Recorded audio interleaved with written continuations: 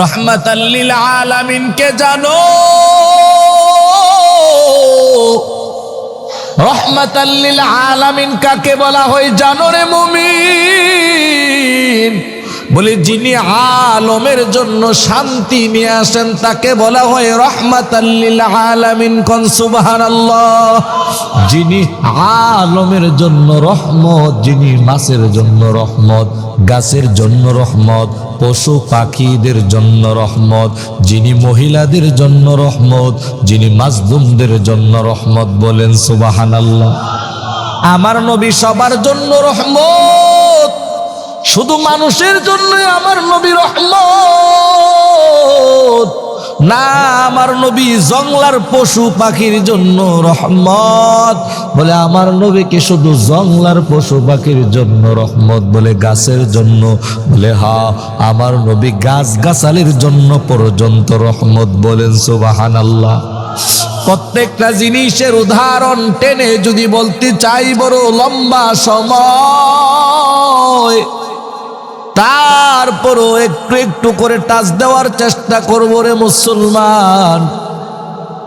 আমার নবী গাছের জন্য কেমন রহমত, রহমাতাল লিল আলামিন। নবী আমার একবার রাস্তা দিয়ে হাইটা যাইতেছে, হঠাৎ করে তাকায় দেখতেছে একটা লোক গাছের পাতা বসে বসে বসে বসে ছিঁড়তেছেন।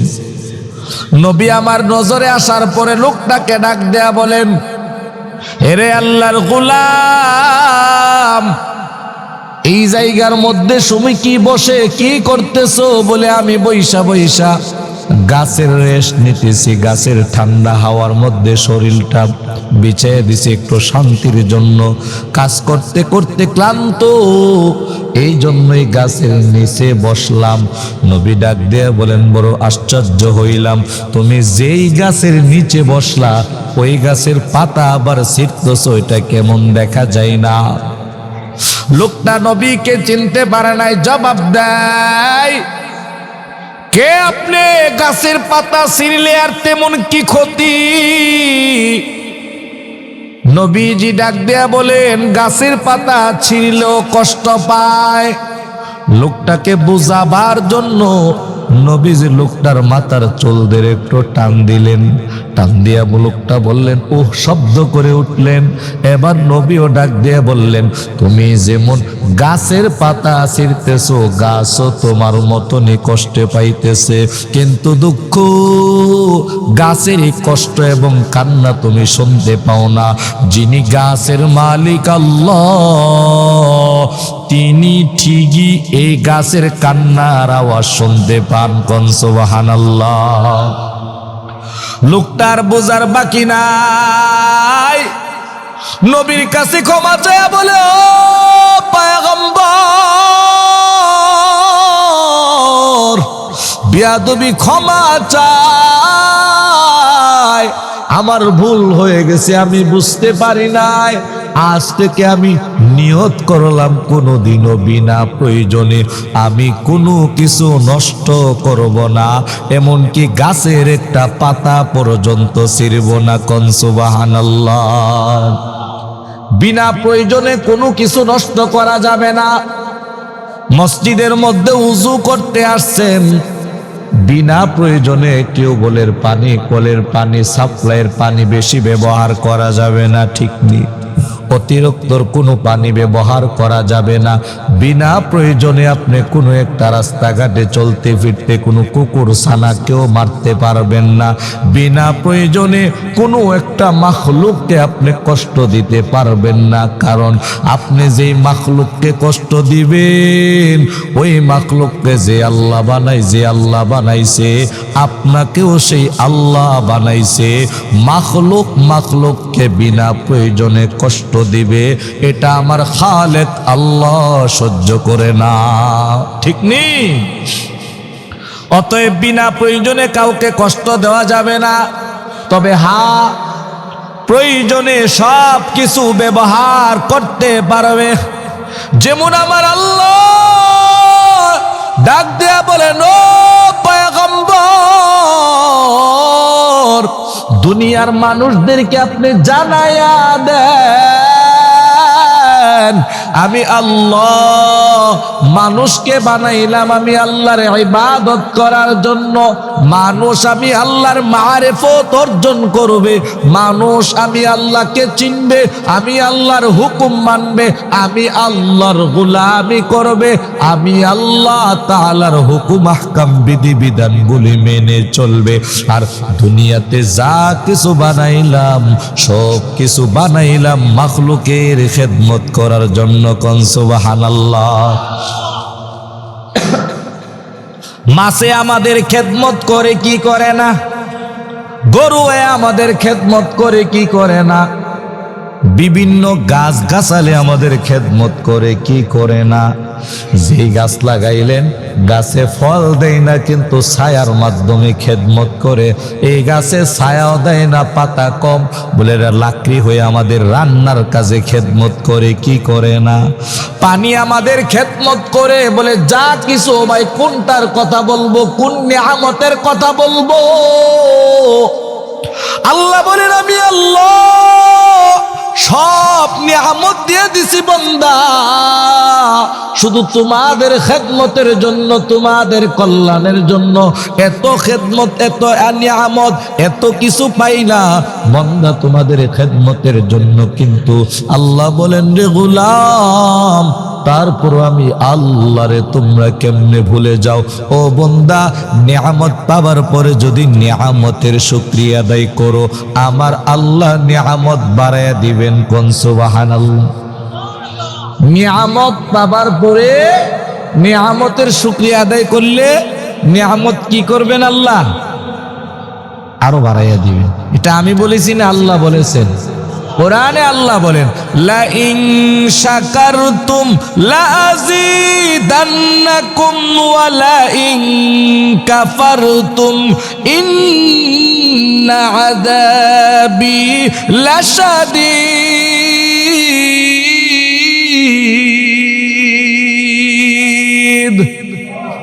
ই কালামে জিন্দা কুরআনে হাকিম হিকমতে ও লা ইয়াজালাসতু কদিম জামিউল ইলমি ফিল কুরআনে হাকিম তাকাসুর আনহু ইফহামুর রিজালিন বাখা কুরআ কালামুল্লাহ বাসনু কদিম আসতি কদিমাস্তিন উইনু।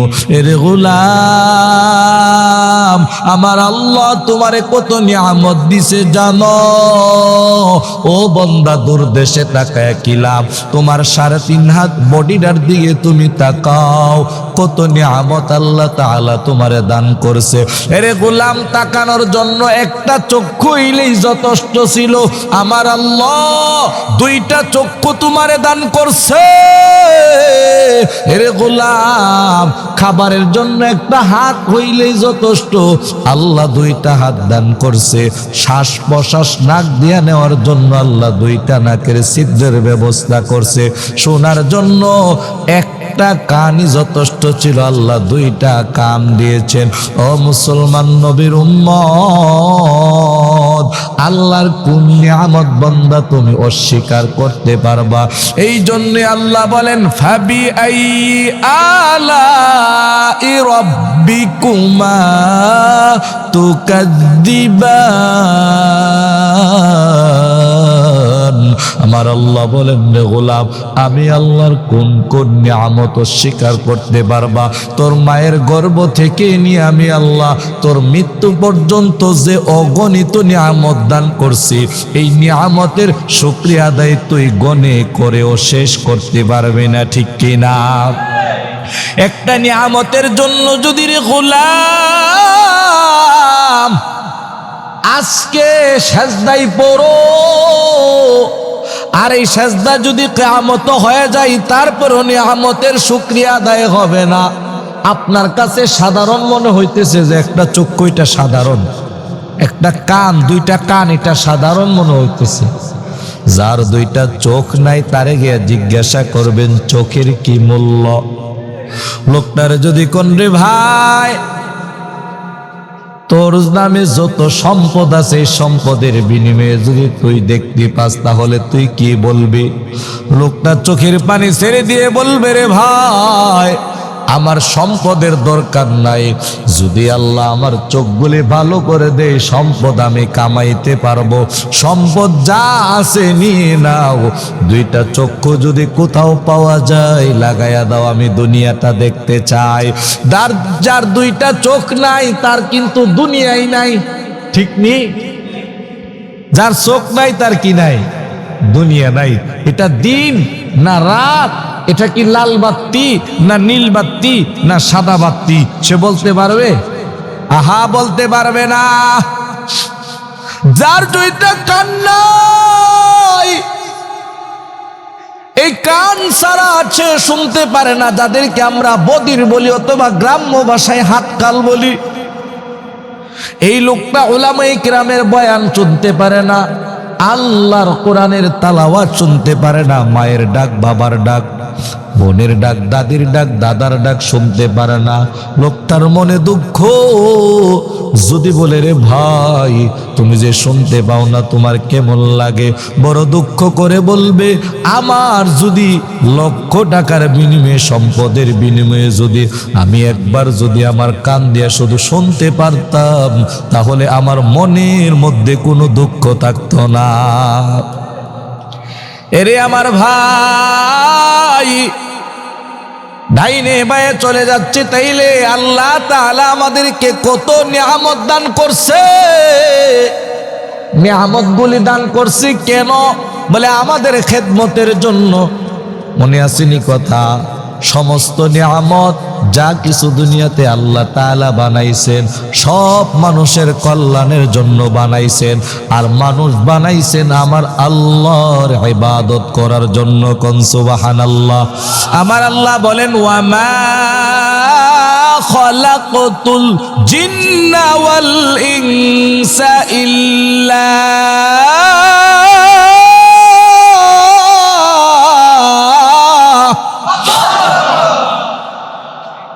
وَمَا خَلَقْتُ الْجِنَّ وَالْإِنسَ إِلَّا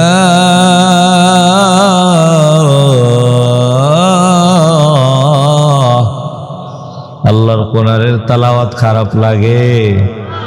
ইমানদারের দিলের মধ্যে কোরআনের তালাওয়াতের আওয়াজ শুনতে ভালো লাগে, ঠিক নি? বেঈমানের দিলের মধ্যে কোরআন তালাওয়াতের আওয়াজ শুনতে পাইলে আগুন জ্বলে, ঠিক কিনা? মুমিন আল্লাহর নাম শুনলে ভালো লাগে, কাফের আল্লাহর নাম শুনলে দিলে ভয় লাগে। কথা কয় না কেন? মুমিন যারা যারা আল্লাহর প্রিয় বান্দা, তাদের সামনে যত আল্লাহর নাম বলবেন তারা খুশি হয়। মুনাফিক যারা, তারা বলবে এত কেন মাইক দিয়া চিল্লাই হুজুররা? কারণ তাদের দিলের মধ্যে নেফাকে ভরা, খারাপ লাগে তাদের দিলে। বলে কেন?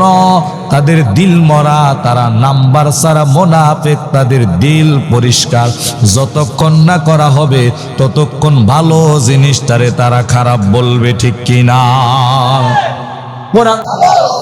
কোরআন তালাওয়াত শুনলে আহা, এই কোরআনের তালাওয়াত যেইভাবে শুনে সেইভাবেই মজা লাগে, ঠিক নি?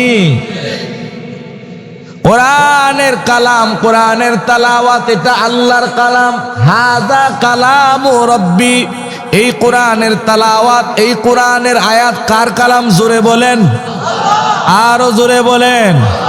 আর আল্লাহর কালাম, আল্লাহর কথা মুমিনের দিলের মধ্যে শুনতে মুমিন ভালো লাগবে, এটাই মুমিন। মুমিন কারণ বন্ধুর কথা বন্ধুর সুখ কাছে শুনতে ভালো লাগে না, খারাপ লাগে? বন্ধু যা বলে তাই মজা লাগে। রাত 12টার পরে ফোন দিবা, কোনো ঘুম নাই। বাবাই যদি সকালবেলা কয়ে, রে বাপ হাটিলা বাজার থেকে একটু বাজার করে নিয়ে আসো, হাজীগঞ্জের বাজারে যাও, কয়টা পান নিয়ে আসো, চুন নিয়ে আসো, ওষুধ নিয়ে আসো, সময় নাই। মার কথা তিতা লাগে, বাবার কথা তিতা লাগে, আছে না নাই? হ্যাঁ, কথা কেন না কেন এমন কুলাঙ্গার আছে না নাই? কিন্তু বন্ধু যদি রাত্রের 3টার পরে 2টার পরে ফোন দেয়, কয় জাগ্রত, আই এম রেডি, ঠিক নি? আহা, যুবক ধ্বংস। রাত্র 12টা পর্যন্ত, 3টা 4টা পর্যন্ত মোবাইলের নেশায় নিয়ে মগ্ন। কি যুবক, এটাই কি মুসলমান যুবকের অবস্থা হয় না? না না, মুসলমানের যুবকগুলি তো ছিল খালিদ বিন ওয়ালিদের উত্তরসূরি। কথা বলেন ঠিক কিনা? যাদের আওয়াজ, যাদের কথা, যাদের চেহারা দেখা বাতিলদের দিলের মধ্যে কম্পন সৃষ্টি হবে। ঠিক নি? জোরে কন। আর মুসলমানের বাচ্চা নিজের শরীরটা এমন করছে, যেইভাবে মনে চাই ওইভাবে চইলা মদ, জুয়া, ইয়াবা, গাঞ্জা, ফেন্সিডিল খাইয়া অবস্থাটা এমন হয়েছে, তুফান আসার আগে সে গাছ দইরা দাঁড়াইয়া থাকে। শরীর দুর্বল, চলে না, পারি না। মুরব্বিগো শরীর থেকে বর্তমানের কিছু কিছু যুবকের শরীরে শক্তি কম।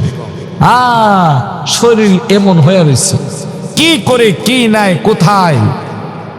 এই যে মাহফিল করে রোয়ানা হমো, বিশ্বাস করেননি না, বানায় কমো বিভিন্ন জায়গার ব্রিজে ব্রিজে মোড়ে মোড়ে রাস্তার কোনো পরিপাটি বট গাছের তলায় বৈশা বৈশা এই পোলাপাইনগুলি mobile, internet, Facebook, Instagram, Imo, WhatsApp ব্যবহার করে আরো কিছু গেম এগুলি খেলে। আছে না নাই? কথা বলেন। আল্লাহ আমাদের যুবকগুলিকে এই সমস্ত খারাপি থেকে হেফাজত করুক না। আমি সন্তানের প্রতি খেয়াল দেন, এটা বাবার হক।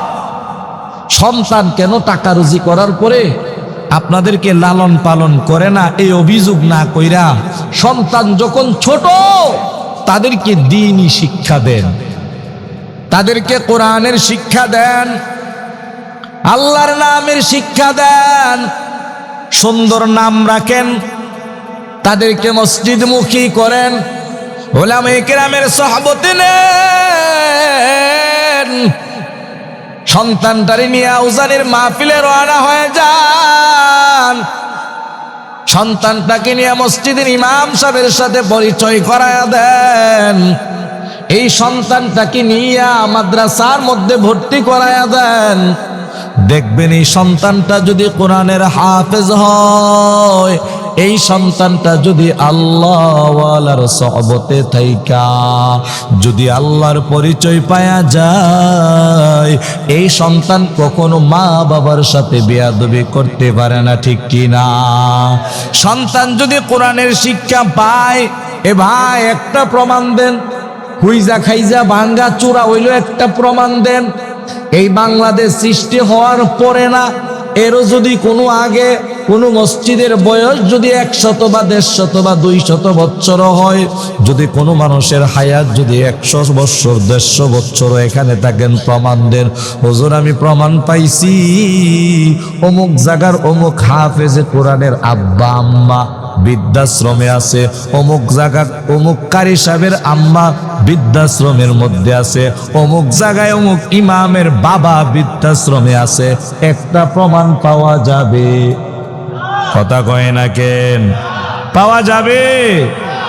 ইমামের বেতন কম, বর্তমানে গ্রাম অঞ্চলে 5-7 হাজার, একটু শহরের আশেপাশে হইলে সর্বোচ্চ 10,000, এরপরে আর আসেনি। অথচ যেই কেশিয়ার, যেই সভাপতি, যেই সেক্রেটারি ইমামের বেতন দিল 10,000 টাকা, তারপরে ইমামের কোনো অভিযোগ নাই, শুধু বিবেকের সাড়া দিয়ে কথাগুলি বলে যাচ্ছি নিজ থেকে, ইমামের অভিযোগ নাই। ইমাম বলে না বেতন না বাড়াইলে ফজরের নামাজ পড়বো না। ইমাম সাহেবরা মিল্লা ওই যে কচু হাজীগঞ্জ চাঁদপুরের রুট অবরোধ করে না।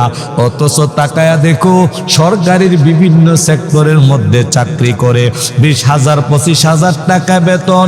এক একটা প্রাইভেট 40 আধা ঘন্টা পড়ায়, মাসে 15 দিন 10 দিন পড়ায়। প্রাইভেট থেকে পায় হাজার হাজার টাকা, লক্ষ লক্ষ টাকা, বললো ভুল হবে না। তারপরও রাস্তায় নামছে। ও সরকার বাহাদুর, এই বেতনে চলে না, দুপুরের খাবার দিবেন আর বেতন বাড়াইবেন। আন্দোলন করে কি করে না? একজন ইমাম সাহেব আজ পর্যন্ত এমন করছে নাকি? এ ভাই লক্ষ টাকা বেতন পাই, দামি টাইসের মধ্যে ঘুমাই, তাকায়া দেখবেন ঘরের মধ্যে একটা রুমের মধ্যে মার জায়গা হনা বাবার জায়গা হনা, যে ঘরের দামি যত টাইলস যত দামি ওই ঘরের মধ্যে মা বাবার স্থান নাই। অথচ ইমাম সাহেব বেতন পায় 10,000, তারপরও মাস শেষে দেখা যায় ইমাম সাহেবের মা বাবা সন্তান নিয়ে সুখে শান্তিতে আছে, ঠিক কিনা? কেন জানো? এ পশ্চিম হাটিল এলাকার যুবক ভাই ও বৃদ্ধ বাবাজিরা, হেরে পর্দার আড়ালের আম্মা জানেরা, ভালো করে শুনে নাও।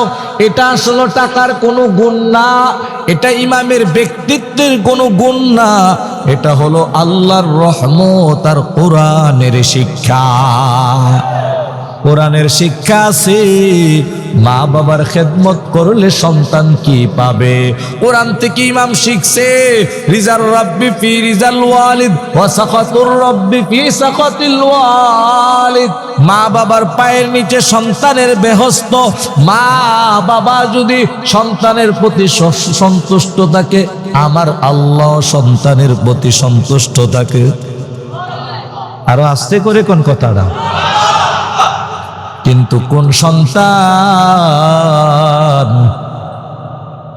যদি মা বাবার মনে দুঃখ দাও, আর অধিকাংশ সময় দেখবেন ওই সন্তানগুলি মা বাবার সাথে বেয়াদবি করে, মা বাবাকে কষ্ট দেয়, মা বাবাকে বৃদ্ধাশ্রমে পাঠায়া দেয়, মা বাবার কথা শোনে না। এই ছেলেগুলি কারা? এই সন্তানগুলি কারা? বলে তারা আল্লাহর কোরআনের শিক্ষা তাদের মধ্যে নাই, নবীর কোরআনের নবীর হাদিসের শিক্ষা তাদের দিলের মধ্যে নাই, সাহাবায়ে কেরামের আদর্শ তাদের দিলের মধ্যে নাই। নবী কি বলেছেন, আল্লাহ কি বলেছেন এটা সে জানে না। তার ভিতরে কি শিক্ষা আছে বলে হাট্টিমা টিম টিম তারা মারে পাটে ডিম, তাদের খাড়া দুটি শিং। শিখতে শিখতে শিখতে শিখতে ব্যাংকের ম্যানেজার হয়েছে, শিখতে শিখতে শিখতে শিখতে সুপ্রিম কোর্টের বারের বড় ম্যাজিস্ট্রেট উকিল হয়েছে, বাংলাদেশের সর্বোচ্চ চাকরি করে। এখন আব্বারে আব্বা ডাকে না আব্বি ডাকে, আম্মারে আম্মা ডাকে না আম্মি ডাকে। মার বাবাই যখন বুড়া হয়েছে, কাশি দিয়া কয় এত দামের টাইলস বানাইছে কি কাশি দেওয়ানোর জন্য? কই ওইখানে খেদমত করে ভালো জান জান বৃদ্ধাশ্রমে মা বাবারে দিয়ায়। বলে এর মতো কুলাঙ্গার সন্তান আসমানের নিচে জমিনের উপরে আর হতে পারে না, ঠিক কিনা? এই জন্য মনে থাকবনি, সন্তানের কাছ থেকে যদি বার্ধ বয়সে বৃদ্ধ বয়সে যদি ভালো আচরণ পাইতে চান, সন্তানকে কোন শিক্ষা দিতে হবে? যুবে কোন শিক্ষা দিতে হবে? কার পরিচয় সন্তানের সামনে তুলে ধরতে হবে? আল্লাহর পরিচয় তুলে ধরতে হবে, ঠিক নেই? সন্তানের মধ্যে দিলের মধ্যে আল্লাহর পরিচয় নেই, কোরআনের তেলাওয়াতের আওয়াজ নাই, তো এই সন্তান গুমরা হবে না তো হবে কে? হ্যাঁ, আল্লাহ তাআলা মানুষ যখন দুনিয়াতে পাঠাইছে, আল্লাহ তাআলা একটা আয়াত তাফসীরের কিতাবের মধ্যে আছে। আল্লাহ তাআলা কুলনা হাবিতু মিনহা জামিআ ফাইম্মা ইয়াতিয়ান্নাকুম মিন্নি হুদান ফামান তাবিআ হুদায়া ফালা খাউফুন আলাইহিম ওয়ালা হুম ইয়াহজানুন।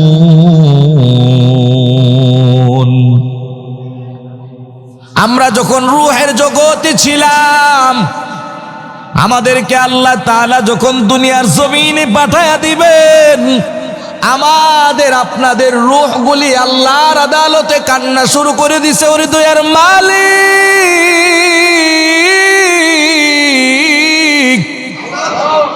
ও আল্লাহ, কোথায় পাঠাইবেন, কোন জায়গার মধ্যে পাঠাইবেন? এখানে রূহের জগতে আছি, আপনার পরিচয় আছে, আপনারে চিনি জানি, আমরা আপনাকে রব বলে স্বীকার করি।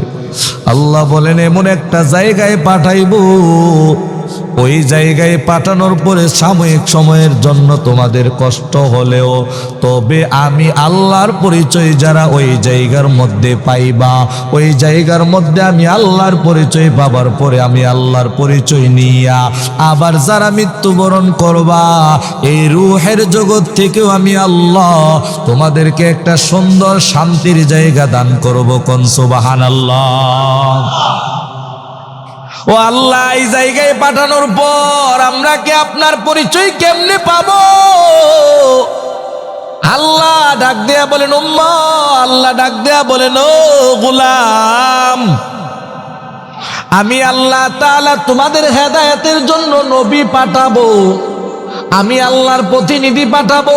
প্রতিনিধিরা তাদের উম্মতদেরকে, আমি আল্লাহর প্রতিনিধিরা তাদের উম্মতদেরকে বুঝাবে। তাদের উম্মতরা যদি আমি আল্লাহর পরিচয় পায় তাহলে তাদের কোনো টেনশন নাই।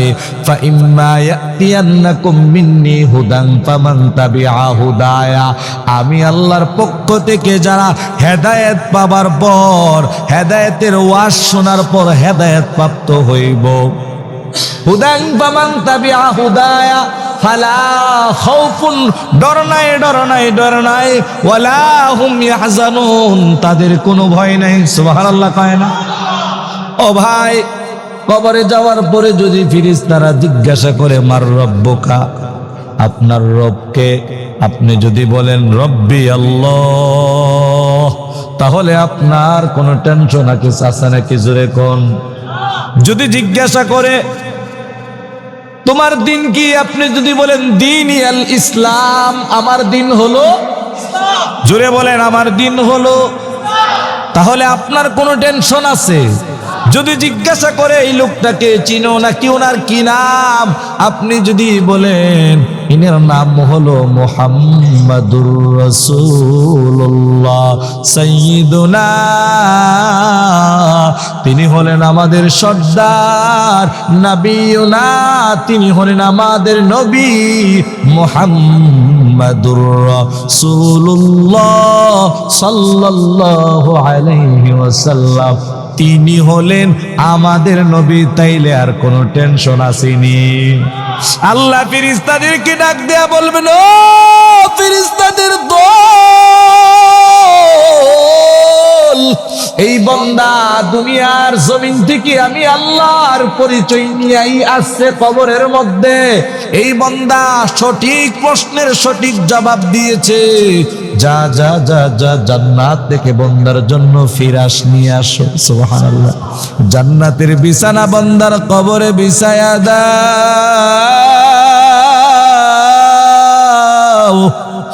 জান্নাতের সাথে বান্দার কবরে একটা কালেকশন লাগায়া দাও, এই বান্দাকে আরামের ঘুম পাড়ায়া দাও, যতক্ষণ না পর্যন্ত আমি আল্লাহ ডাক দিব তার আগ পর্যন্ত তারা জান্নাতের ফিরাসের মধ্যে তারা ঘুমাইতেই থাকবে, ঘুমাইতেই থাকবে। কোন সুবহানাল্লাহ। এটা হলো নেককারের কবরের হালত। কিতাবের মধ্যে আসছে যখন কিয়ামত কায়েম হয়ে যাবে গা, ইসরাফিল ফেরেশতা যখন ওনার সিংহার মধ্যে ফু দিবেন, ফুয়ের আওয়াজ যখন তীব্র হইতেই থাকবো, হতেই থাকবো, মানুষগুলি এদিক সেদিক ছুটাছুটি করতে থাকবে। হায় কি আওয়াজ, এত কঠিন আওয়াজ কোন জায়গা থেকে আসতেছে? আওয়াজের তীব্রতা বাড়তেই থাকবে, মানুষগুলি বেহুশ হতেই থাকবে, বেহুশ হতেই থাকবে, জমিনটা ফেটে যাবে, গরু মহিষ যা কিছু আছে সব কিছু মৃত্যুবরণ করতেই থাকবে। কারণ আল্লাহ বলেছেন কুল্লু নাফসিন যায়িকাতুল মাউত,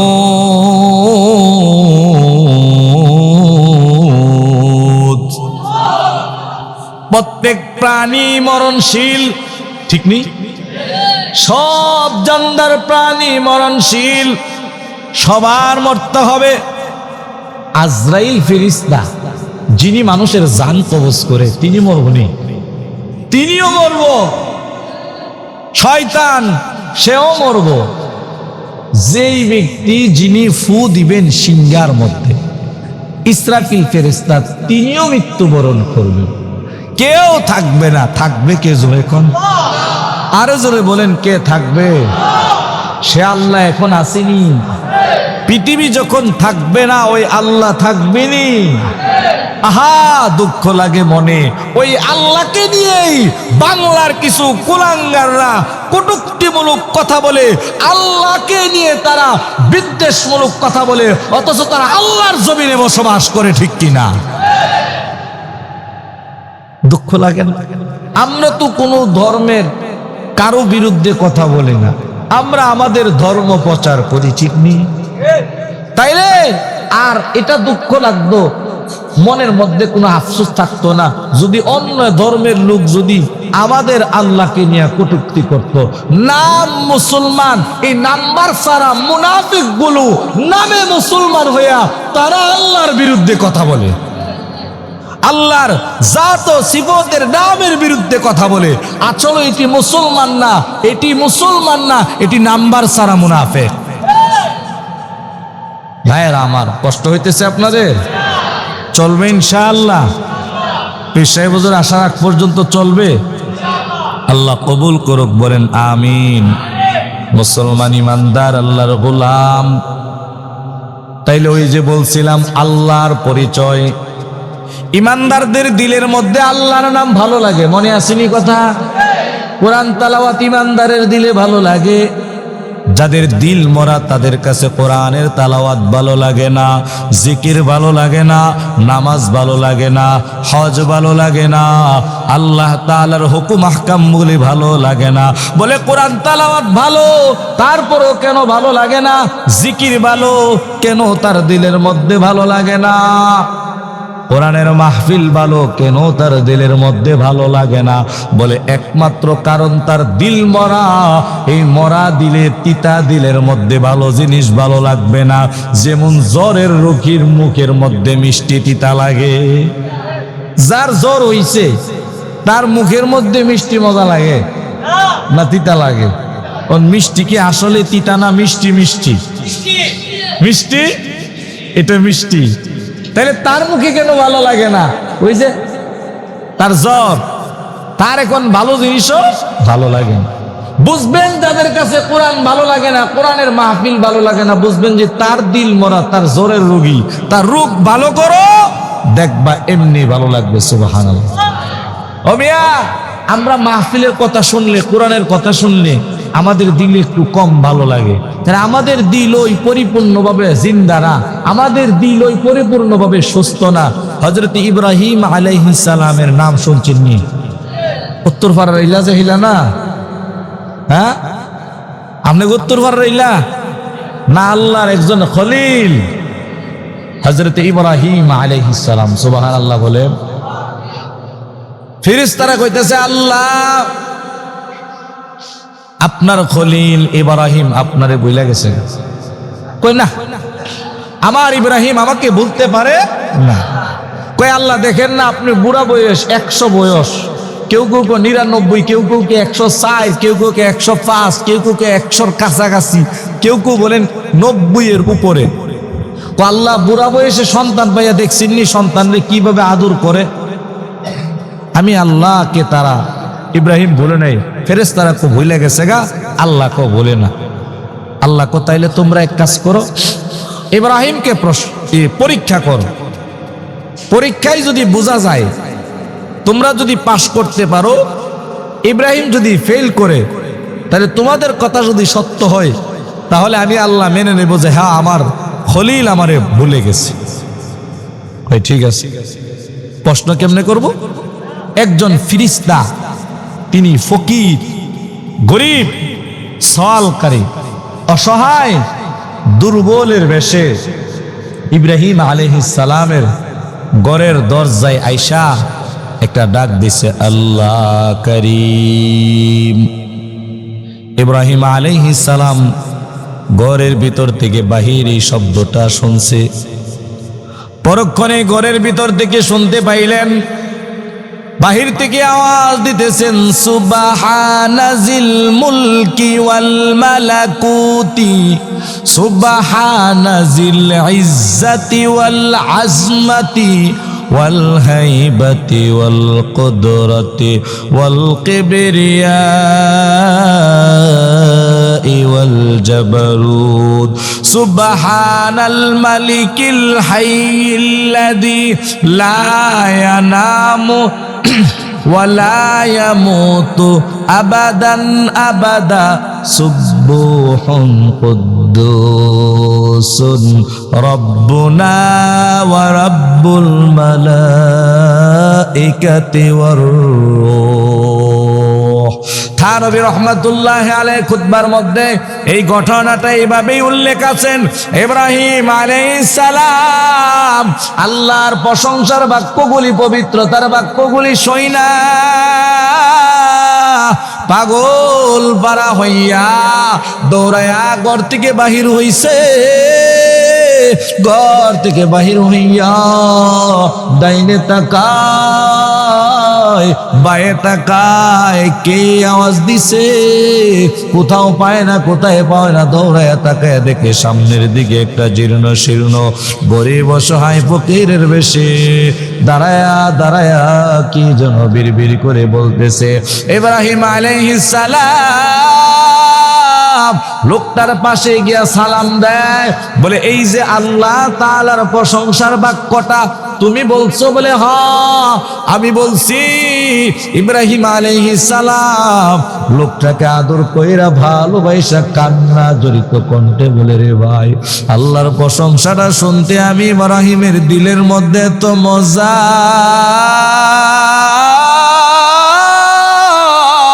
আল্লাহু আকবার।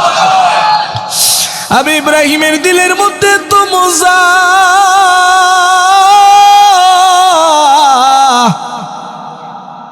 তুমি যদি আরেকবার আল্লাহর নামটা জপ,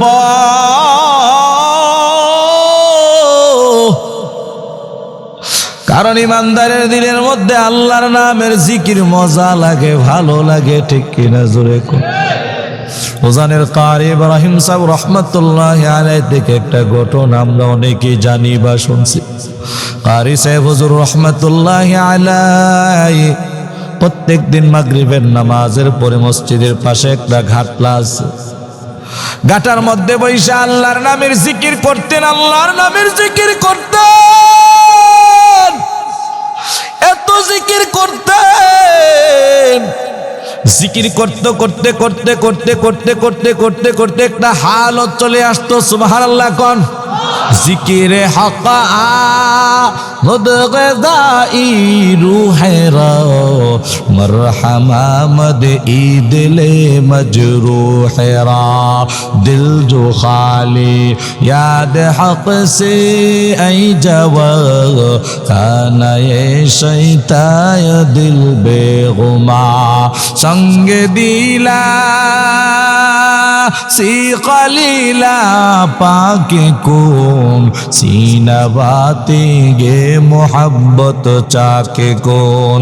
কারি সাহেব হুজুর রহমাতুল্লাহি আলাইহি জিকির করতেন, জিকির করতেন, পাশে দিয়া কে যাচ্ছে কে আসতেছে কোনো কিছুর খবর নাই। আল্লাহর নামের জিকির করতেছে করতেছে করতেছে করতেছে করতেছে, হঠাৎ করে একটা হিন্দু লোক পাশ দিয়া যাচ্ছে। হিন্দু লোকটা তাকায় দেখতেছে যে এমন ভাবে জিকির করতেছে, এমন ভাবে আমার আল্লাহর নাম আল্লাহ আল্লাহ আল্লাহ আল্লাহ আল্লাহ বইরা জপতেছে। লোকটাকে যে জপতেছে, যিনি জপতেছেন তারে আসলে তেমন বেশি ভালো পরিপাটি দেখা যায় না, তারে এমন স্মার্ট লাগে না, আন স্মার্ট লাগে, তাকে এমন পরিপাটি লাগে না। যদিও তার শরীরের দিক দিয়া আন স্মার্ট, কোনো স্মার্ট না, কিন্তু দিলের দিক দিয়া সে তো আল্লাহর কাছে স্মার্ট হয়ে গেছেন। কোন সুবহানাল্লাহ। হিন্দু লোকটা কয়ে জিকির করে পাগল হয়ে গেছে, এত জিকির করে।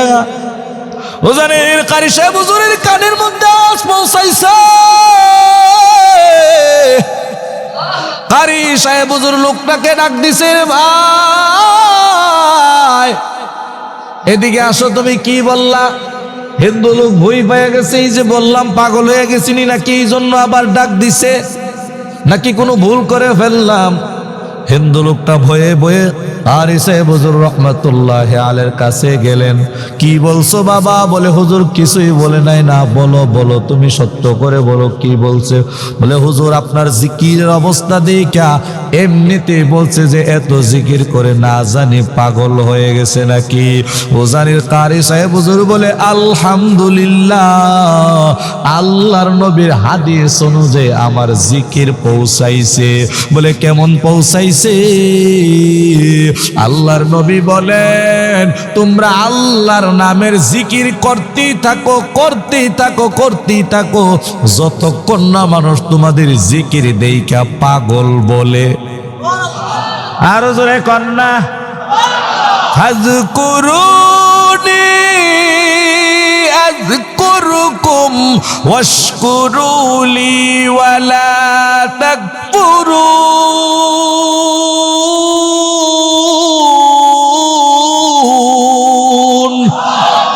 জিকিরের কথা বলছেন কে?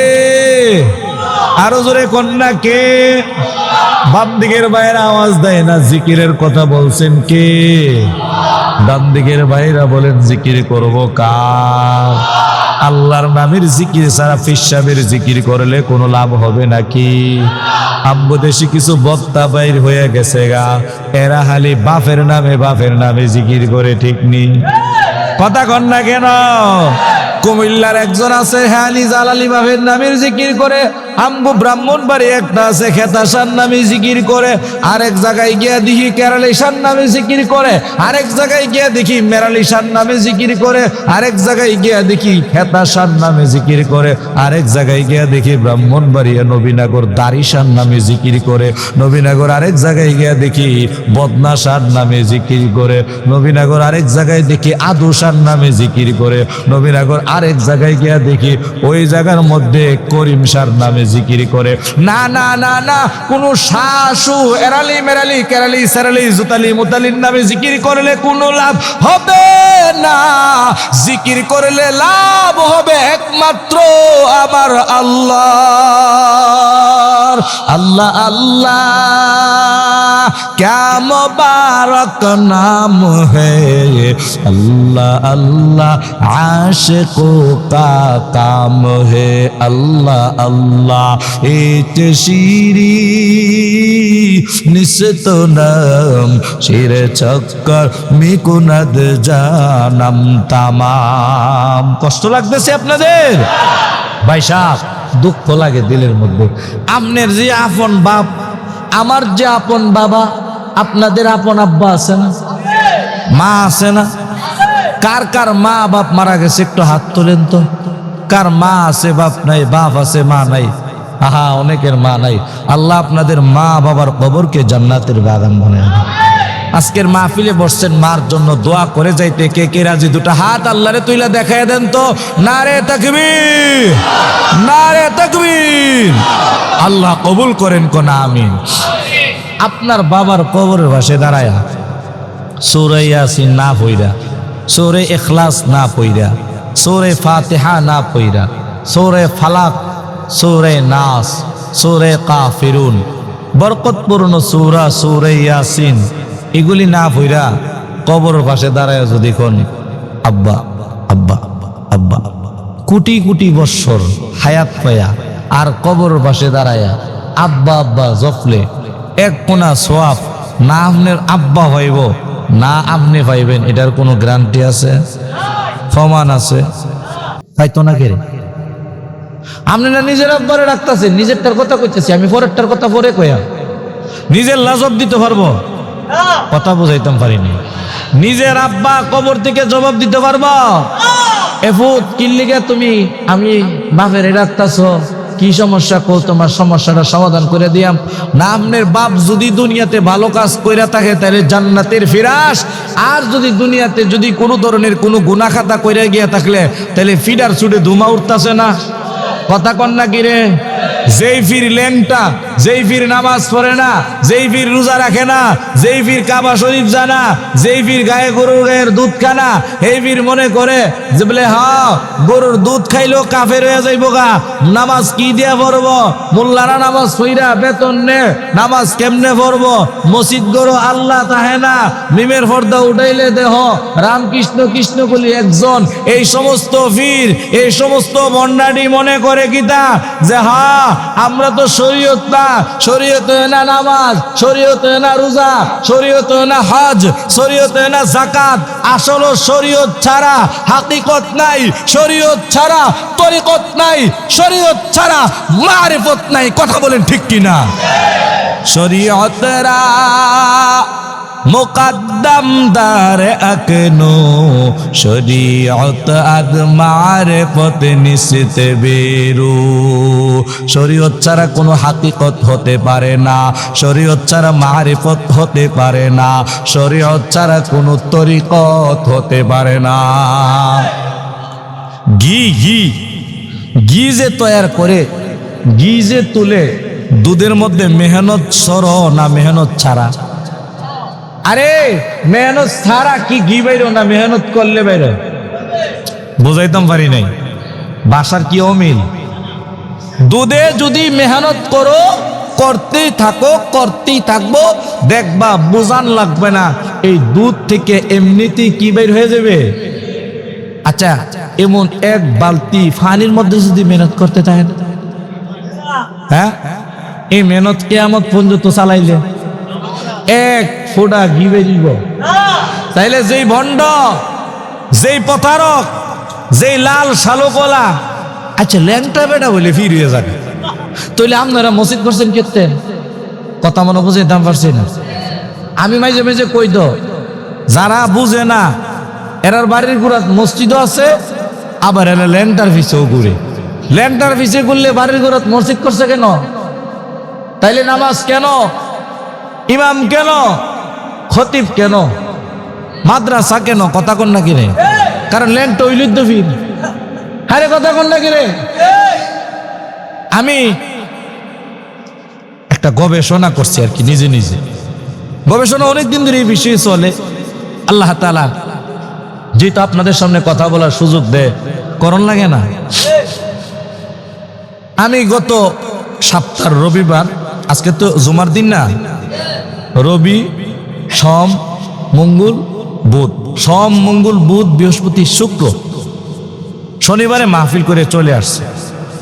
সোমবারে প্রথম মাহফিল করছি লালমনিরহাট কালীগঞ্জ উপজেলা, দ্বিতীয় মাহফিল করছি লালমনিরহাট আদিতমারি থানা, তৃতীয় মাহফিল করছি কুড়িগ্রাম নাগেশ্বরী থানা, চতুর্থ মাহফিল করছি কুড়িগ্রাম রৌমারী থানা। ওইখান থেকে রাতে মাহফিল কইরা ঢাকা হইয়া আমি গেছি কক্সবাজার চকরিয়া।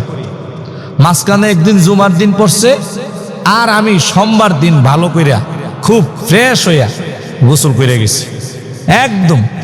সাথে 3টা পাঞ্জাবি নিছি, লুঙ্গি নিছি, রুমাল নিছি, সব ডাবল ডাবল নিছি, কারণ সফরে থাকবো তো। মাঝখানে জুমার দিনে খুব ভালো করে গোসল করছি, আর মাঝে এই 5 দিনে 3টা কাপড় পাল্টাইছি, তাহলে একটা কাপড় 1.5 দিন করে পড়ছে, ঠিক নেই?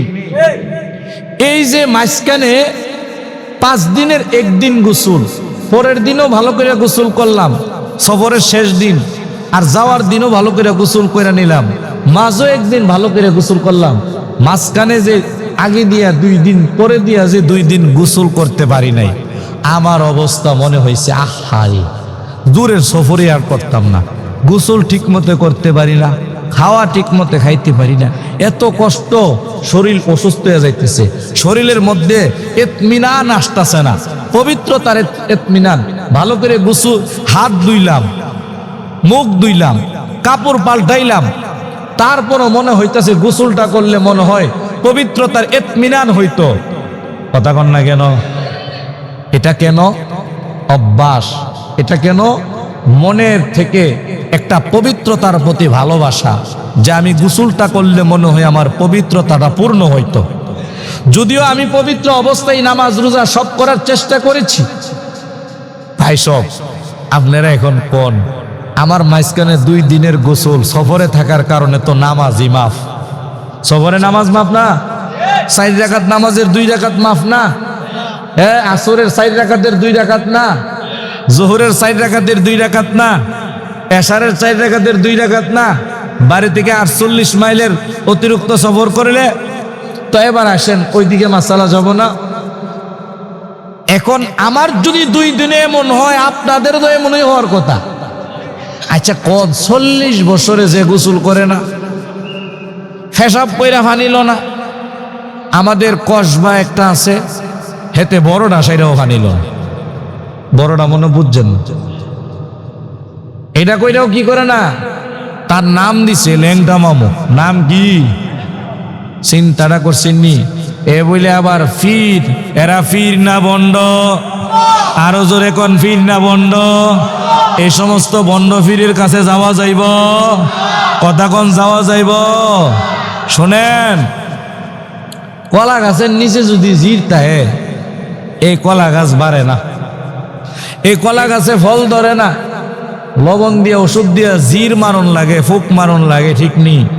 এজন্য আমদারে উস্তাদ কইতো, যার কাছে আমি তাফসির পড়ছি, তিনি কইতো কলা গাছ নষ্ট করছে জিরে, এই দেশের মানুষের ঈমান নষ্ট করছে বন্ড ফিরে। কথা কোন ঠিক কিনা? এই সমস্ত বন্ধ ফিররা আবার গান গায়, কি জানেননি? কই পানির তলে মুম ধরাইলে বান বাতাসে নিবে না, বাবার কাছে মরি দইলে নামাজ রোজা লাগে না। নাউজুবিল্লাহ। এরম এক বন্ধ কইতেছে এইদিকেই মনোবাড়ি, কই চলো রে ধর বাড়ি ভাই, হজ করিতে মোরা মাইজ ভান্ডারে যাই। নাউজুবিল্লাহ। ভাই গিয়া কয়েন হজ করতে বলে মাইজ ভান্ডারে যা। আর আরেক বন্যা কয় কি জানেননি? হেতো তো আরো জঘন্য। ভাই আমার মরণ কালে ঢোলবাসি বাজায়, মুর্শিদি বায়ো, ভক্ত বায়ো, মরণ কালে ঢোলবাসি বাজায়। নাউজুবিল্লাহ। আল্লাহর নবী কই কালেমার তালকিন দাও। কিসের তালকিন? নবীর কথা শুনবো না ভন্ডের কথা শুনবো? নবী কই মানুষের মৃত্যু সজ্জায় কালিমার তালকিন দাও। নবীজি চাচা আবু তালিবকে গিয়া কই, ও চাচা, পৃথিবীর কেউ শোনা লাগবে না, আমি আপনার ভাতিজার কানে কানে শুধু পড়েন লা ইলাহা ইল্লাল্লাহু মুহাম্মাদুর রাসূলুল্লাহ। চাচা, কাল কিয়ামতের ময়দানে আমি আল্লাহর আদালতে সুপারিশ কইরা আপনার জান্নাতের ব্যবস্থা করে নিব। কিন্তু চাচা আবু তালেব তারপরও কালিমা পড়ে নাই। কিন্তু নবীজি মৃত্যু সজ্জায় কালিমার তালকিন দেওয়ার কথা বলেছেন। আহা, দুঃখ লাগে ওই মানুষগুলির জন্য। তারা কি কোরআন পড়ে না? তারা কি কোরআন দেখে না? যারা নাকি এই কথাটা বলে যে মরণকালে ঢোলবাসি বাজাইতো, মুর্শিদের নাম নিত, আহা, মরণকালে যদি নিজের আব্বার নামও নেয় কোনো কাজে আসবে না। একমাত্র কাজে আসবে আখিরি জামানার পয়গম্বরের কালিমা লা ইলাহা ইল্লাল্লাহু মুহাম্মাদুর রাসূল। যেই কথাটা বলতেছিলাম রে ভাই, ইব্রাহিম আলাইহিস সালাম ঘর থেকে বাহির হয়ে লোকটাকে বলে, ও ভাই, এই নামটাই প্রশংসার বাক্যটা কি তুমি বলেছো? বলে হ্যাঁ। ইব্রাহিম পয়গম্বর বলেন, আমার কাছে এত মজা লাগে, এই নামটা এত ভালো লাগে, তুমি যদি আরেকবার আমাকে শোনাও। ফেরেশতা মানুষের বেশে আসছে ইব্রাহিম পয়গম্বরকে পরীক্ষা করার জন্য। ডাক দেয়া বলে, না না, আমি আর বলতে পারবো না। বলে, না, তুমি বলো বলো বলো বলো। ইব্রাহিম পয়গম্বর বলে, বলার জন্য কিন্তু লোকটা রাজি হয় না। কিসের বিনিময়ে তুমি রাজি হইবা বলো? বলে তুমি কি দিবা, কি দিয়ে আমার সন্তুষ্ট করবা, কি এমন তোমার কাছে আছে? ইব্রাহিম পয়গম্বর বলেন, আমার মেষ পালের, আমার যে বকরির পাল, আমার যে ছাগলের পাল, আমার যে দুম্বার পাল, দুম্বার পালের অর্ধেক আমি তোমাকে দিয়ে দেব। সুবহানাল্লাহ বলবেন না? কিসের বিনিময়ে? কিসের বিনিময়ে? আল্লাহর নামের প্রশংসা শুনবেন ভিক্ষুকের জবান থেকে, ফকিরের জবান থেকে। তখন অর্ধেক দেওয়ার পরে লোকটা আবার আল্লাহর নামের প্রশংসা করলেন, আল্লাহ করিম সুবহানাজিল মুলকি ওয়াল মালাকুতি, এইভাবে শেষ পর্যন্ত প্রশংসা করলেন।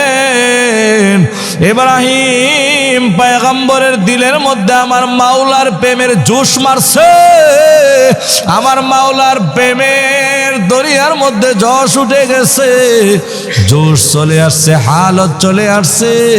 ইব্রাহিম পয়গম্বর বলে, রে ভাই আমার এইবার শুনে আমার তৃপ্তি ভরে না,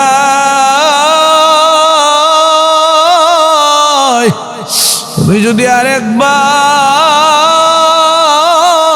যদি আল্লাহর নামের প্রশংসা করতা। ইব্রাহিম আলাইহিস সালাম এই কথা বলার পরে বলে, না না না না, আমি আর বলতে পারবো না। বলে, না তুমি বলো। না আমি আর বলতে পারবো না। এই কথা বলার পরে বলতেছে, তুমি যদি আরেকবার বলো আমি তো অর্ধেক তোমাকে দিয়ে দিয়েছি, এরপরে যদি আরেকবার তুমি আল্লাহর নামের প্রশংসা করো, আমি আমার সমস্ত বকরির পাল তোমার নামে দিয়ে দিব। आशिक हो मेरा दराई शाहिन शाहिद आलम, सुन्नत की पैरवी करते रहो हर जहर दम। इब्राहिम पैगम्बर अल्लाहर आशिक, सुबहानाल्लाह आशिक। এই জন্য আল্লাহর প্রশংসা শুইনা অর্ধেক না সবগুলি দেওয়ার প্রতিজ্ঞা করেছেন। এবার তৃতীয়বার ওই আল্লাহর ফেরেশতা যিনি মানুষ রূপে আসছেন তিনিও আল্লাহর নামের প্রশংসা তৃতীয়বার করলেন। ইব্রাহিম আলাইহিস সালাম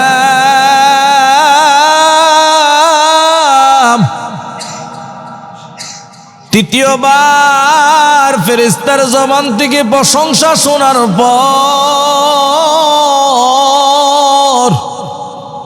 বলতেছে, তুমি আরেকবার বলো।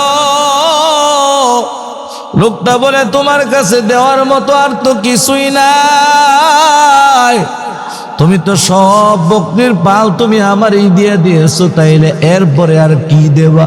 ও দেওয়ার মতো কিছু থাক বা না থাক, আমি ইব্রাহিম তোমার একবারের প্রশংসার বিনিময়ে আমি তোমার ঘরের মধ্যে গোলামি খাটবো। কোন সুবহানাল্লাহ। ইব্রাহিম আলাইহিস সালাম আল্লাহর নামের প্রশংসা শুনতেন, শোনার জন্য নিজেকে গোলাম বানিয়ে দিছে। সুবহানাল্লাহ কোন।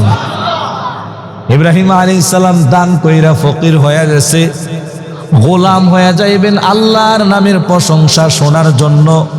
এরে আমার ভাই, এবার সাথে সাথে ফেরেশতা ডাক দেয়া কই, না না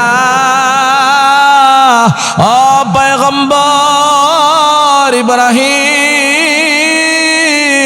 আপনার বকরির পাল আমার নেওয়ার প্রয়োজন নাই। আসমানের মধ্যে ফেরেশতারা আল্লাহর সাথে কথোপকথন বলতেছে, কথা বলতেছে, আপনি ইব্রাহিম নাকি সন্তান পাইয়া বুড়া বয়সে ইসমাঈল পয়গম্বরকে পাইয়া নাকি আল্লাহরে ভুলে গেছে। আল্লাহ বলে, আমার ইব্রাহিম আমি আল্লাহরে ভুলে নাই। ফেরেশতারা বলতেছে, আপনি নাকি আল্লাহরে ভুলে গেছেন। আল্লাহর কাছ থেকে অনুমতি নিয়া আপনার পরীক্ষা করার জন্য ফেরেশতাদের প্রতিনিধি হয়ে আমি আসছিলাম। আপনি পরীক্ষার মধ্যে পাস করছেন। আসলে আপনি আল্লাহরে ভুলেন না, বরং আপনার দিলের মধ্যে আল্লাহর মহব্বত আগের তুলনায় আরো বৃদ্ধি পেয়েছেন। কোন সুবহানাল্লাহ।